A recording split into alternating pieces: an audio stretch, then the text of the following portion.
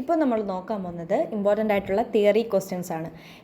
കണക്ക് ചെയ്യേണ്ടതിൻ്റെ എല്ലാ ക്വസ്റ്റ്യൻസും എല്ലാ ഇമ്പോർട്ടൻ്റ് ടോപ്പിക്സ് എല്ലാം മാക്സിമം ഞാൻ വീഡിയോ ആക്കിയിട്ടിട്ടുണ്ട്.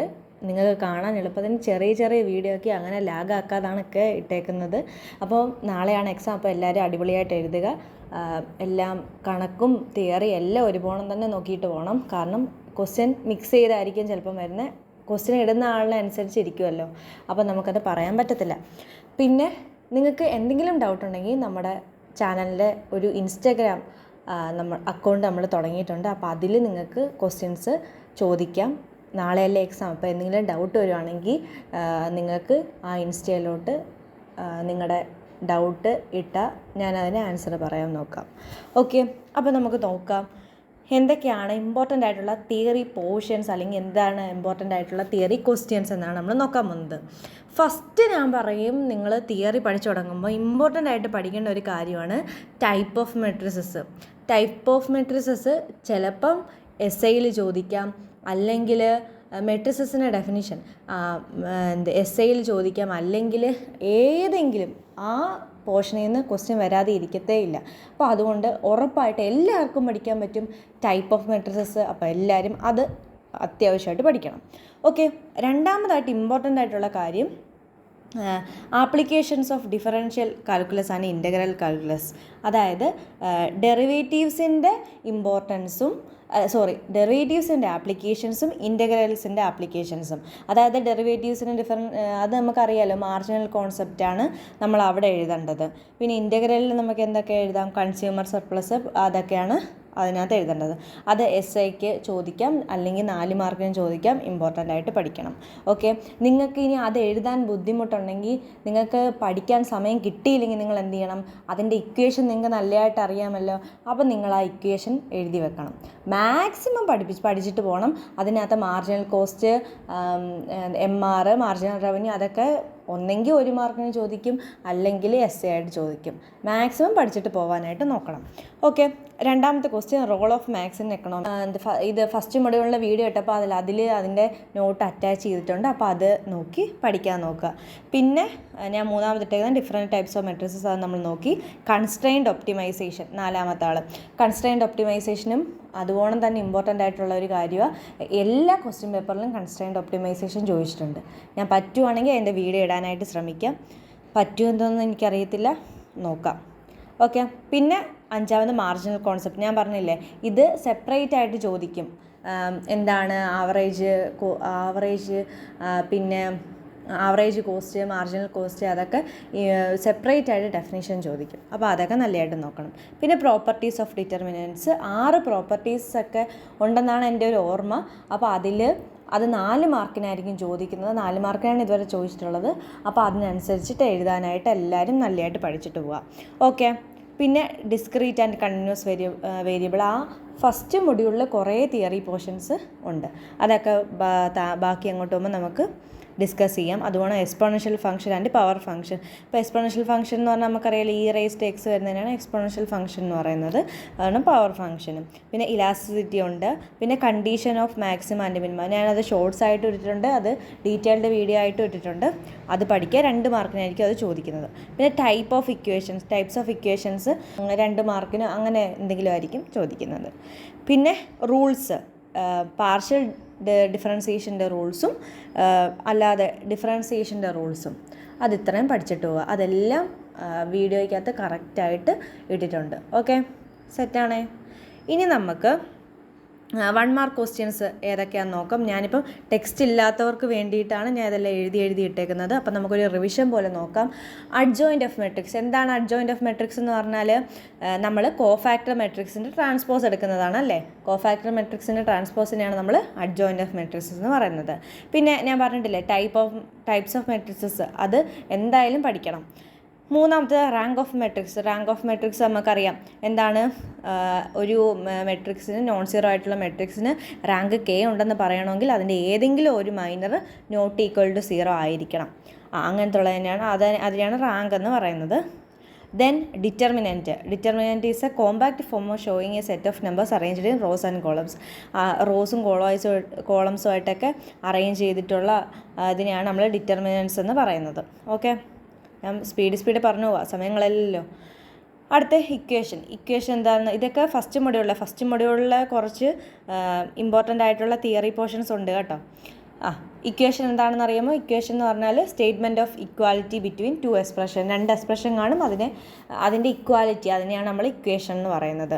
പിന്നെ ക്വാഡ്രാറ്റിക് ഫംഗ്ഷൻ നമുക്കറിയാം, അത് 1 മാർക്കിനും ചോദിച്ചിട്ടുണ്ട്, 2 മാർക്കിനും ചോദിച്ചിട്ടുണ്ട്. അപ്പോൾ ഇതിൻ്റെ ഫുൾ വീഡിയോയിൽ ഞാൻ കറക്റ്റായിട്ട് അതിനെക്കുറിച്ച് പറഞ്ഞിട്ടുണ്ട്. അപ്പോൾ എന്താണ് ക്വാഡ്രാറ്റിക് ഇക്വേഷൻ? ഈ ഫോമിലുള്ളത് ax² + bx + c = 0, ഈ ഫോമിൽ എഴുതുന്നതിനെയാണ് നമ്മൾ ക്വാഡ്രാറ്റിക് ഇക്വേഷൻ എന്ന് പറയുന്നത്. ഇനി വേരിയബിൾ എന്ന് പറഞ്ഞാൽ എന്താണ്? ഈ ഒന്നിനെ ഡിപ്പെൻഡ് ചെയ്തിരിക്കുന്ന വാല്യൂസിനെയാണ്, ക്വാണ്ടിറ്റിയാണ് നമ്മൾ വേരിയബിൾ എന്ന് പറയുന്നത്. അത് ഓരോ ഐറ്റം കഴിയുമ്പോൾ മാറിക്കൊണ്ടിരിക്കും. ചേഞ്ചിങ് ക്വാണ്ടിറ്റികളെയാണ് നമ്മൾ വേരിയബിൾ എന്ന് പറയുന്നത്. ഓക്കെ, അതായത് എക്സ് വൈ അങ്ങനത്തെ ഉള്ള ആൾക്കാർ, ഒരു കണക്ക് എക്സിൻ്റെ വാല്യൂ 4 ആണെങ്കിൽ അടുത്ത കണക്ക് എക്സിൻ്റെ വാല്യൂ 2 ആയിരിക്കത്തില്ലേ, അതുപോലത്തുള്ളതിനെയാണ് നമ്മൾ വേരിയബിൾസ് എന്ന് പറയുന്നത്. Then discrete and continuous variable എന്താണെന്ന് നോക്കാം. A variable may have discrete or continuous. ഒന്നെങ്കിൽ അത് വേരിയബിൾ എന്ന് പറഞ്ഞാൽ ഡിസ്ക്രീറ്റ് ആവാം, അല്ലെങ്കിൽ കണ്ടിന്യൂസ് ആവാം. ഡിസ്ക്രീറ്റ് എന്ന് പറഞ്ഞാൽ അതൊരു റേഞ്ച് ഓഫ് വാല്യൂസിൽ സ്പെസിഫൈഡ് ആയിരിക്കും. കണ്ടിന്യൂസ് വേരിയബിൾ എന്ന് പറഞ്ഞാൽ അങ്ങനെ ഒന്നുമില്ല, any value from given range of values, അങ്ങനത്തെ ഉള്ളതിനെയാണ് നമ്മൾ കണ്ടിന്യൂസ് വേരിയബിൾ എന്ന് പറയുന്നത്. ദെൻ ഫംഗ്ഷൻ എന്ന് പറഞ്ഞാൽ 2 അതിൽ കൂടുതലോ വേരിയബിൾസിൻ്റെ റിലേഷനെ ഡിസ്ക്രൈബ് ചെയ്യുന്നതാണ് ഫംഗ്ഷൻ എന്ന് പറയുന്നത്. ഓക്കെ, എൻഡോജീനസ് വേരിയബിൾ എന്ന് പറഞ്ഞാൽ നമ്മൾ ഒരു സിസ്റ്റത്തിൻ്റെ അണ്ടറിൽ എക്സ്പ്ലെയിൻ ചെയ്യുന്നതാണ് എൻഡോജീനസ് വേരിയബിൾ എന്ന് പറയുന്നത്. അതെന്ന് വെച്ചാൽ പ്രൈസ് നമുക്ക് പ്രഡിക്റ്റ് ചെയ്യാൻ പറ്റും, അങ്ങനത്തുള്ള പ്രൈസ്, ക്വാണ്ടിറ്റി, അങ്ങനത്തെ ഉള്ളതിനെയൊക്കെയാണ് നമ്മൾ എൻഡോജീനസ് എന്ന് പറയുന്നത്. അപ്പോൾ എക്സോജീനസ് എന്ന് പറഞ്ഞാൽ എന്തായിരിക്കും? അതിന് ഓപ്പോസിറ്റ് ആയിരിക്കും. നമുക്ക് നമുക്ക് ഇത് പ്രഡിക്റ്റ് ചെയ്യാൻ പറ്റാത്തതായിരിക്കും എക്സോജീനസ് വേരിയബിൾസ് എന്ന് പറഞ്ഞാൽ. അതായത് ടൈം, വെതർ, അങ്ങനത്തെ ഉള്ളതൊക്കെയാണ് എക്സോജീനസ് വേരിയബിളിൽ വരുന്നത്. പിന്നെ അടുത്ത ഇമ്പോർട്ടൻ്റ് ആയിട്ടുള്ള ഡെഫിനിഷനാണ് സ്ലോപ്പ് എന്ന് പറഞ്ഞാൽ എന്താണെന്ന് അറിയാമോ? നമ്മുടെ എക്സ് ആക്സിസുമായിട്ടുള്ള ഇൻക്ലിനേഷൻ, ഒരു ചരിവിനെയാണ് നമ്മൾ സ്ലോപ്പ് എന്ന് പറയുന്നത്. ഇതിനെ നമുക്ക് വേറൊരു രീതി പറയാം, tangent of the angle made by the x axis. അതായത് ഇവിടെ ഇപ്പോൾ ഒരു ആംഗിൾ ഉണ്ടെങ്കിൽ അതിൻ്റെ ടാൻ തീറ്റ, അതിനെയാണ് നമ്മൾ സ്ലോപ്പ് എന്ന് പറയുന്നത്. അങ്ങനെയാണ് സ്ലോപ്പ് കണ്ടുപിടിക്കുന്നത്. അല്ലെങ്കിൽ നമുക്ക് വേറെ രീതി പറയാം, അല്ലെങ്കിൽ നമുക്ക് എങ്ങനെ പറയാം? Ratio between the opposite side and adjacent side of the angle made by the straight line with positive x axis. Okay, അപ്പോൾ അങ്ങനെയാണ് സ്ലോപ്പ് എന്ന് പറയുന്നത്. മനസ്സിലായെന്ന് വിശ്വസിക്കുന്നു. പിന്നെ എക്സ് ആൻഡ് വൈ ഇൻ്റർസെപ്റ്റ്സ്. അതെന്താണെന്നറിയാം, ഇൻ്റർസെപ്റ്റ്സ്. അപ്പോൾ നോക്കിക്കേ, ഒരു ലൈൻ നമ്മുടെ എക്സ് ആക്സിസിനെയും വൈ ആക്സിസിനെയും കട്ട് ചെയ്യുക. ആ കട്ട് ചെയ്യുന്നിടം വരെ ഉള്ളതിനെയാണ് നമ്മൾ എക്സ് ഇൻ്റർസെപ്റ്റ് എന്നും വൈ ഇൻ്റർസെപ്റ്റ്സ് എന്നും പറയുന്നത്. അതായത് ഇപ്പം ഇതാണ് നമ്മുടെ ഗ്രാഫ്.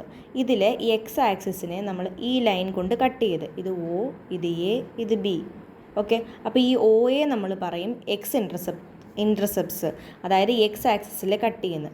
ഒ ബി എന്ന് പറയുമ്പോൾ എന്താണ്? വൈ ആക്സിസിൽ കട്ട് ചെയ്യുന്നത്, അതിനെ നമ്മൾ പറയും വൈ ഇൻ്റർസെപ്റ്റ്സ്. ഓക്കെ, ഞാൻ അവിടെ എഴുതിയേക്കുന്നുണ്ടല്ലോ. അത്രേ ഉള്ളൂ എക്സ് ആൻഡ് വൈ ഇൻ്റർസെപ്റ്റ്സ്. പിന്നെ ഡെറിവേറ്റീവ്സിൻ്റെ ഡെഫിനേഷനൊക്കെ നമ്മൾ ഡീറ്റെയിൽ ആയിട്ട് പറഞ്ഞിട്ടുള്ളത്. അപ്പോൾ എന്ത് ചെയ്യണം? ഇതങ്ങോട്ട് ഓർത്ത് വെക്കണം. f(x) limit h → 0 f(x + h - f(x/h). Okay, ഇങ്ങനെയാണ് നമ്മൾ ഡെറിവേറ്റീവ്സിനെ ഡിഫൈൻ ചെയ്യുന്നത്. Then limit. ഓക്കെ, ലിമിറ്റ് എന്താണ്? f(x) ഒരു ഫംഗ്ഷനായിട്ട് എടുക്കുക. f(x) എല്ലിലോട്ട് അപ്രോച്ച് ചെയ്യുമ്പോഴത്തേന് എക്സ് എയിലോട്ട് അപ്രോച്ച് ചെയ്യുക. അതാണ് ഇതിൻ്റെ ഒരു കോൺസെപ്റ്റ് എന്ന് പറയുന്നത്. അപ്പോൾ നമ്മൾ എന്ത് ചെയ്യണം? ഈ ഡെഫിനേഷൻ പഠിച്ചിട്ട് ഇതിങ്ങോട്ട് എഴുതി വെക്കണം. ഓക്കെ, പിന്നെ price elasticity of demand is a proportionate change in quantity demand to the proportionate change in price. അതായത് പ്രൈസ് മാറുന്നതനുസരിച്ച് ക്വാണ്ടിറ്റിക്ക് ഉണ്ടാകുന്ന വ്യത്യാസം, അതിനെയാണ് നമ്മൾ പ്രൈസ് ഇലാസ്റ്റിസിറ്റി ഓഫ് ഡിമാൻഡ് എന്ന് പറയുന്നത്. ഈ ഇക്വേഷൻ അങ്ങോട്ട് എഴുതി വെക്കുക. ഈ ഇക്വേഷനൊക്കെ ഓർമ്മയുണ്ടല്ലോ, നമ്മൾ കണക്ക് ചെയ്യാൻ വേണം. ഓക്കെ, അപ്പോൾ അത് എഴുതി വെച്ചിട്ട് നമ്മൾ Q എന്ന് പറഞ്ഞാൽ ഡിമാൻഡും P എന്ന് പറഞ്ഞാൽ പ്രൈസും. ഓക്കെ ആണല്ലോ? ഓക്കെ, പ്രൊപ്പോർഷനേറ്റ് ആയിട്ട് ഉണ്ടാകുന്ന ഒരു ചേഞ്ച്. ഓക്കെ, സെറ്റാണേ. ഇനി അടുത്ത ഇലാസ്റ്റിസിറ്റി. ഇലാസ്റ്റിസിറ്റി എന്ന് പറഞ്ഞാൽ ഇവിടെ നമ്മൾ എന്താണ് ക്വാണ്ടിറ്റിയും ഡിമാൻഡും പ്രൈസും ഒക്കെ വെച്ചിട്ട് നമ്മൾ പറഞ്ഞ് ഓക്കെ. പക്ഷേ ഇവിടെ നമ്മൾ പറയാൻ പോകുന്നത് ഒരു ഫംഗ്ഷൻ എഫ് ഓഫ് എക്സ് എന്ന് പറഞ്ഞ പ്രൊപ്പോർഷനേറ്റ് ചേഞ്ച് ഉണ്ടാകുക വിത്ത് ചേഞ്ച് ഇൻ എക്സ്, എക്സിന് മാറ്റം ഉണ്ടാകുന്നതനുസരിച്ച് എഫ് ഓഫ് എക്സിന് ഒരു മാറ്റം ഉണ്ടാകുക, അതിനെയാണ് ഇലാസ്റ്റിസിറ്റി ഓഫ് ഫംഗ്ഷൻ എന്ന് പറയുന്നത്. ഓക്കെ, ഇതിൻ്റെ തന്നെ സംഭവമാണ്, ജസ്റ്റ് ഒരു വ്യത്യാസമുണ്ട്, അത്രയേ ഉള്ളൂ. പിന്നെ ഇംപ്ലിസിറ്റ് ഫംഗ്ഷൻ എന്ന് പറഞ്ഞാൽ in some situation we may equations connecting x and y in such a way that y is not explicitly expressed in terms of x. അതായത് ഇപ്പം നമുക്ക് ഇതാണ് ഇവിടുത്തെ എക്സാമ്പിളായിട്ട് പറഞ്ഞേക്കുന്നത് x² + xy = 8. അപ്പോൾ ഇവിടെ എന്താണ് പറ്റി, ഇവിടെ വൈയും കൂടെ മിക്സ് ചെയ്ത് ഉണ്ട് അല്ലേ. അപ്പോൾ അങ്ങനത്തെ ഉള്ള ഇക്വേഷനെയാണ്, അങ്ങനത്തെ ഉള്ള ഫംഗ്ഷനെയാണ് നമ്മൾ ഇംപ്ലിസിറ്റ് ഫംഗ്ഷൻ എന്ന് പറയുന്നത്. ഇനി അടുത്ത ഡെഫിനിറ്റ് ഇൻ്റഗ്രലിൻ്റെ ഡെഫിനേഷനൊക്കെ നമ്മൾ പറഞ്ഞതാ, എന്താണ് ഒരു ലിമിറ്റ് കാണും അല്ലേ. അപ്പോൾ അങ്ങനെ ലിമിറ്റ് ഉള്ളതിനെയാണ് നമ്മൾ ഡെഫിനിറ്റ് ഇൻ്റഗ്രൽ എന്ന് പറയുന്നത്. അതിൻ്റെ വാല്യൂ ഒബ്റ്റെയിൻ ചെയ്യുന്നത് എങ്ങനെയാണ്, അതിൻ്റെ ലിമിറ്റുകൾ തമ്മിൽ സബ്സ്റ്റിറ്റ്യൂട്ട് ചെയ്തിട്ട് അത് മൈനസ് ചെയ്താണ് നമ്മൾ കണ്ടുപിടിക്കുന്നത്. ഓക്കെ, അപ്പോൾ ഇത്രയേ ഉള്ളൂ വീഡിയോ. അപ്പം സബ്സ്ക്രൈബ് ചെയ്യാത്തവരെല്ലാം സബ്സ്ക്രൈബ് ചെയ്യുക, എന്നിട്ട് നിങ്ങളുടെ എക്സാം എങ്ങനെ ഉണ്ടെന്ന് കമൻറ്റ് ചെയ്യണം. ഓക്കെ, എക്സാം കഴിഞ്ഞിട്ട് വന്നിട്ട് എങ്ങനെ ഉണ്ടെന്ന് കമൻറ്റ് ചെയ്യണം. കാരണം നിങ്ങൾക്ക് വേണ്ടി തുടങ്ങിയൊരു യൂട്യൂബ് ചാനലാണ്. അപ്പം എനിക്കതിൻ്റെ റിസൾട്ട് അറിയാൻ ഞാൻ ആകാംക്ഷയോടെ ഇരിക്കുകയാണ്. അപ്പോൾ നാളെ എക്സാം കഴിഞ്ഞിട്ട് എല്ലാവരും ഒന്ന് കമൻറ്റ് ചെയ്യണം. Okay, thank you. അതുപോലെ എന്തെങ്കിലും സംശയം ഉണ്ടെങ്കിൽ നമ്മുടെ ഇൻസ്റ്റാ അക്കൗണ്ടിൽ മെസ്സേജ് ചെയ്യുക. ഓക്കെ, ഞാൻ അതിൻ്റെ ലിങ്ക് ഡിസ്ക്രിപ്ഷനിലിടാം. ഓക്കെ, അപ്പോൾ ഇത്രയുള്ള ഇന്നത്തെ വീഡിയോ. Thank you.